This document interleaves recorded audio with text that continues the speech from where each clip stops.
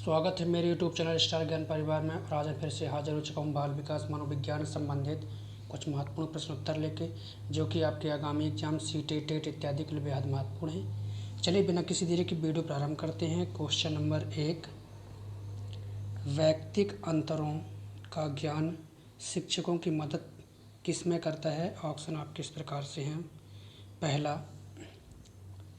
पिछड़े शिक्षार्थियों के साथ कठोर परिश्रम करने की निरर्थकता को समझने में, क्योंकि ये बाकी कक्षा के समान कभी नहीं हो सकते। तो ये वाला आंसर तो सही हो नहीं सकता।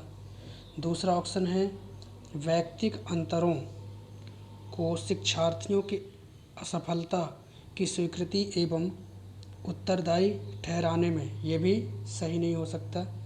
जो आपका तीसरा ऑप्शन है वह कह रहा है, सभी शिक्षार्थियों को समान रूप से लाभ पहुंचाने के लिए अपनी प्रस्तुति शैली को एक रूप बनाने में, ये भी नहीं सही है।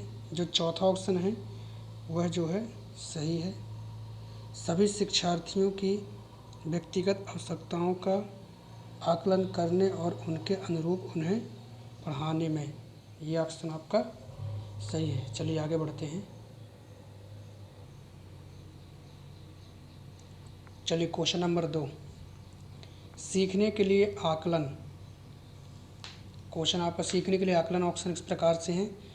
पहला, अभिप्रेरणा को बढ़ावा देता है। दूसरा, अलग करने और रैंक देने के प्रयोजन के लिए किया जाता है। जो आपका तीसरा ऑप्शन है वह है, ग्रेड्स को पूरी तरह से महत्व देने पर बल देता है। आपका जो चौथा ऑप्शन है वह है, विशिष्ट होता है और अपने आप में की गई आकलन गतिविधि है। ठीक है, तो आपको बताना है कि सीखने के लिए आकलन तो क्या करता है। तो इसमें जो आपका आंसर पहला है वह जो है सही है। सीखने के लिए जो आकलन है वह अभिप्रेरणा को बढ़ावा देता है। ऑप्शन यानी पहला ऑप्शन सही है। चलिए आगे बढ़ते हैं। क्वेश्चन नंबर 3, विद्यालय आधारित आकलन। ऑप्शन आप किस प्रकार से हैं। पहला, परिणामों की अपेक्षा परीक्षा तकनीकी पर केंद्रित है। और दूसरा ऑप्शन आपका है, क्या आकलित किया जाएगा इस पर शिक्षार्थियों को कम नियंत्रण प्रदान करता है।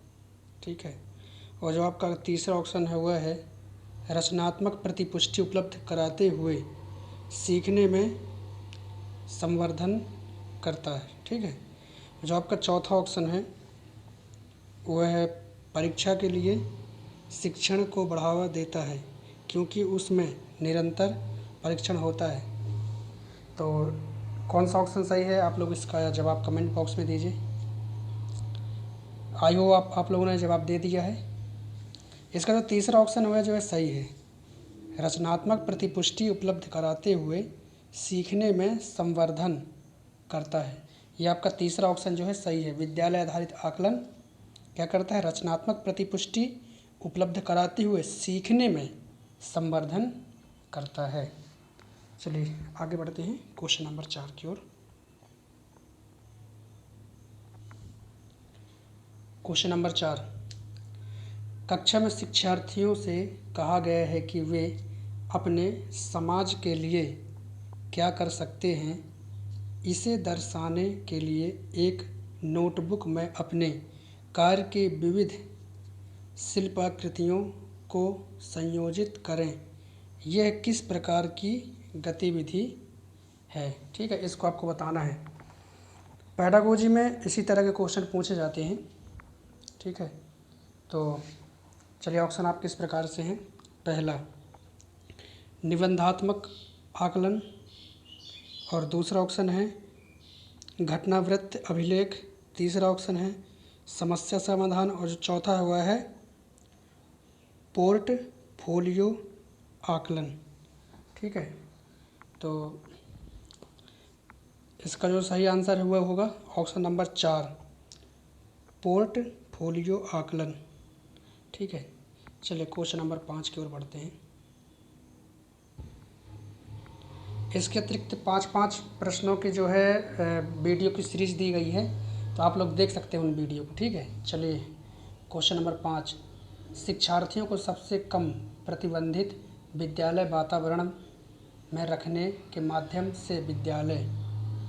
ऑप्शन आपके इस प्रकार से हैं। पहला, लड़कियों और अलाभान्वित वर्गों के लिए शैक्षिक अवसरों को समान करता है। जो आपका दूसरा ऑप्शन है वह है वंचित वर्ग के बच्चों के जीवन को समान करता है, जो इन बच्चों के समुदायों और अभिभावकों के साथ विद्यालय के संबंध को बढ़ा रहे हैं।